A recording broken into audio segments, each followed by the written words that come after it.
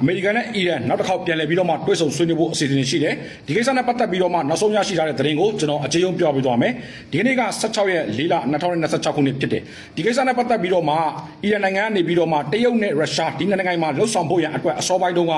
မိတ်ဆွေများလုံးပဲမင်္ဂလာပါကျွန်တော်အခုတစ်ခါမှာတော့အမေရိကန်အီရန်စစ်ပွဲနောက်ဆုံးရသတင်းလေးကိုနားထောင်ကြည့်အောင်ခင်ဗျာသူတို့ကတာဆိုင်နေတာရှိတယ်ဒါပေမဲ့လို့အခုချိန်မှာတော့ဘာမှပြုလုပ်မလဲဆိုတဲ့အရာနဲ့ပတ်သက်ပြီးတော့မှအဖြေတော့မသိရသေးဘူးအနည်းဆက်ဆုံးတော့ပါကစ္စတန်မှာပြန်လည်ပြီးတော့မှပြုလုပ်မယ်ဆိုပြီးတော့မှလည်းသတင်းထွက်ပေါ်လာရှိတယ်ဆိုတော့ဒီအမတိုင်ခင်မှာတစ်ဖက်နဲ့တစ်ဖက်ဘာတွေပြင်ဆင်နေတယ်လဲဆိုတဲ့ကိစ္စနဲ့ပတ်သက်ပြီးတော့မှကျွန်တော်ပြောပြသွားမယ်ဆိုတော့ဒါမပြောခင်မှာအမေရိကန်သမ္မတဒေါ်နယ်ထရန့်ရဲ့တရုတ်သမ္မတရှီကျင်းဖျင်ရဲ့ကအစောပိုင်းတုန်းကဒီတရက်နေ့အတွင်းမှာတစ်ဖက်နဲ့တစ်ဖက်ကစာတိုတွေပေးပို့ရဲဆိုတဲ့သတင်းတွေလည်းထွက်ပေါ်လာတွေ့ရတယ်ဗျဒါကလည်းအမေရိကန်သမ္မတကိုယ်တိုင်ကဒေသတော်မင်းများတဲ့အရာကိုသူက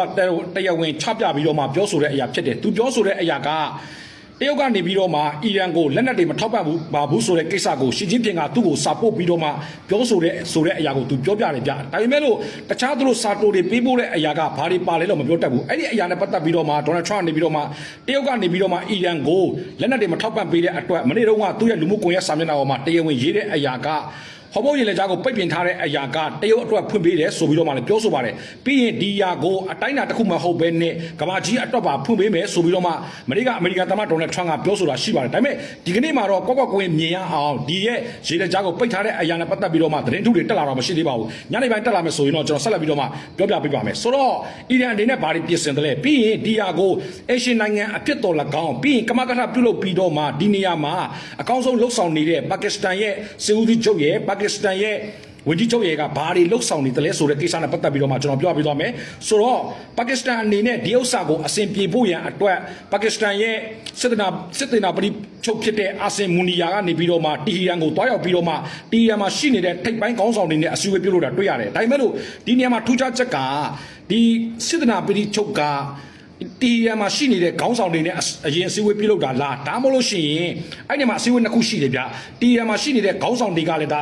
အီရန်နိုင်ငံမှာရှိနေတဲ့ထိပ်ပိုင်းခေါင်းဆောင်တွေကလည်းအစည်းအဝေးပြုလုပ်တယ်ဒါပေမဲ့လို့ဒါပါကစ္စတန်ရဲ့စီဦးသူချုပ်မပါဝင်မဲနဲ့အစည်းအဝေးတစ်ခုပြုလုပ်တယ်စီဦးသူချုပ်ပါဝင်ပြီးတော့မှလည်းအစည်းအဝေးတစ်ခုပြုလုပ်တယ်ဒါပေမဲ့ဘယ်ဟာကအရင်ပြုလုပ်တယ်ဆိုတဲ့အရာနဲ့ပတ်သက်ပြီးတော့မှသတင်းတွေကတော့ကွဲပြားမသိရသေးဘူးဆိုတော့ပါကစ္စတန်စီဦးသူချုပ်ပါဝင်ပြီးတော့မှလှုပ်ဆောင်တဲ့အစည်းအဝေးကအဓိကဘာပြောလဲဆိုလို့ရှိရင်အီရန်နိုင်ငံမှာထုတ်လုပ်နေတဲ့ယူရေနီယံကိစ္စနဲ့ပတ်သက်ပြီးတော့မှဒါကိုနျူကလ িয়ার ထုတ်လုပ်ဖို့ရန်အတွက်အမေရိကန်ကတော့ကန့်သက်ထားတဲ့အရာရှိတယ်။ဒါနဲ့ပတ်သက်ပြီးတော့မှအမေရိကန်ကအရင်တုန်းကဘယ်တော့မှမထုတ်လုပ်ဖို့ရန်အတွက်ပြောဆိုတယ်။ဒါပေမဲ့အခုချိန်မှာအမေရိကန်ကတစ်တစ် short ချပြီးတော့မှ20ဒီနှစ်20အတွင်းပေါ့နော်ဒီနှစ်20ပြီးမှသာရင်ထုတ်လုပ်ဖို့ရအတွက်အမေရိကန်ပြောတယ်ဒါပေမဲ့လို့ဒါတီဟီရန်ကပြောဆိုချက်ရဆိုရင်9နှစ်အတွင်းပဲဆိုပြီးတော့မှတီဟီရန်ကပြောတယ်ဒီဟာနဲ့ပတ်သက်ပြီးတော့မှနှစ်ဖက်ဂျာအနေနဲ့အနည်းဆုံး10နှစ်ဒါ10နှစ်ကန့်သက်ထားဖို့ရန်အတွက်ဆွေးနွေးပွဲမှာသူတို့ဆွေးနွေးကြဒီအတွက်လည်းအောင်မြင်တယ်ဆိုပြီးတော့မှလည်းပါကစ္စတန်ရဲ့စစ်တပ်ပရိချုပ်ကပြောဆိုတာတွေ့ရဒါတစ်ချက်ပေါ့နော်နောက်တစ်ချက်ကတော့ဒါတီဟီရန်မှာသူတို့ကဒါအီရန်နိုင်ငံထဲမှာပေါ့နော်အီရန်နိုင်ငံထဲမှာယူရေနီယာတပ်ဆင်ပြီးသား440ကီလိုဂရမ်ကိုပြပကိုပို့မလားဒါမှမဟုတ်လို့ရှိရင်တာမန်အဆင့်ကိုရှော့ချမလားဆိုတဲ့ကိစ္စနဲ့ပတ်သက်ပြီးတော့မှလည်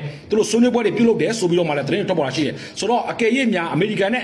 ့အီရန်ဆွေးနွေးပွဲတွေမှာအဓိကအရေးကြီးတဲ့ဒီအချက်တွေကိုဘယ်လိုလှုပ်ဆောင်မလဲဆိုတဲ့အရာနဲ့ပတ်သက်ပြီးတော့မှဆက်လက်ပြီးတော့မှစောင့်ကြည့်သွားဖို့ဖြစ်တယ်ပြီးလို့ရှိရင်အီရန်ရဲ့သမ္မတဖြစ်တဲ့မာဆုပါစကန်ကနေပြီးတော့မှဘာပြောလဲဆိုရင်အီရန်ကိုတဲ့လက်လျှော့အရှုံးပေးရမယ်ဆိုတာမျိုးကိုအီရန်ကိုဖိအားပေးတဲ့ဘယ်အရာမျိုးကိုမှလက်မခံဘူးဒီလိုဖိအားပေးတဲ့အရာတွေကကျိန်းသိပေါက်ကြာရှုံးမှာဖြစ်တယ်ဆိုပြီးတော့မှလည်းအီရန်ရဲ့သမ္မတကနေပြောဆိုတာရှိတယ်ဒါပေမဲ့အီရန်သမ္မတပြောဆိုတဲ့အရာကပါကစ္စတန်စီဦးစီးချုပ်နဲ့အစည်းအဝေးလှုပ်ဆောင်တဲ့အချိန်မှာပြောဆိုတာမဟုတ်ဘဲနဲ့ဒါသူ့ရဲ့အစိုးရအဖွဲ့ခေါင်းဆောင်တွေနဲ့အစည်းအဝေးပြုလုပ်ပြီးတဲ့အချိန်မှာထွက်ပေါ်လာတဲ့အရာဖြစ်တယ်ဒါကတော့တစ်ချက်ပေါ့နော်ပြီးတော့မှဒီဒါပါကစ္စတန်ရဲ့စီဦးစီးချုပ်ကလည်းဒီတီဟီရန်မှာတွားပြီးတော့မှအစည်းအဝေးပြုလုပ်နေတယ်လို့မျိုးပဲ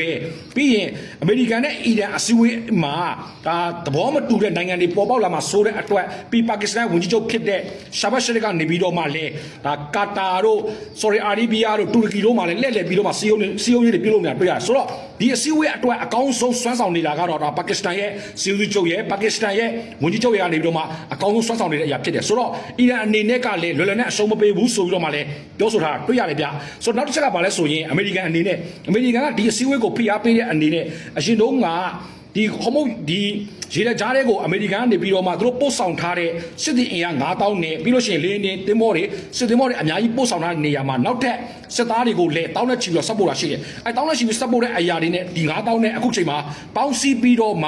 ဒီအာရေဗျပင်လယ်ထဲမှာစေးပြနေတာတွေ့ရစေးပြဆိုတော့ဒါ ပြောပါဆိုဒီစီဝေးကိုဖိအားပေးတဲ့ပုံစံမျိုးကိုဗျာဖိအားပေးတဲ့ပုံစံမျိုးနဲ့သူတို့လှုပ်ဆောင်နေတာတွေ့ရတယ်လားအင်အားပြနေတဲ့ပုံစံမျိုးသူတို့လှုပ်ဆောင်နေတာတွေ့ရတယ်ဆိုတော့ဒီအစည်းအဝေးပြုလုပ်လို့ရှိရင်ဘယ်အခန်းကဏ္ဍလေးပါဝင်မလဲအစည်းအဝေးအောင်မြင်မလားဆိုတဲ့အရာတော့ဆက်လက်ပြီးတော့မှစောင့်ကြည့်တော့ဖြစ်တယ်ဒါပေမဲ့သူတို့အပြစ်ကရဆဲထားတဲ့အရာကတော့ဒီလာမဲ့ဧပြီလ22ရက်နေ့မှာပြတ်ပြည့်မယ်လို့ကျွန်တော်ပြောပေးကြပါမယ်ဗျာသတင်းလူရှိကျွန်တော်တက်ဆက်ပေးမယ်ကျွန်တော်ပေးလို့လက်အောင် follow လုပ်ထားအောင်မမေ့ပါနဲ့ဦးလို့ကျွန်တော်ပြောပေးကြပါမယ်ဗျာ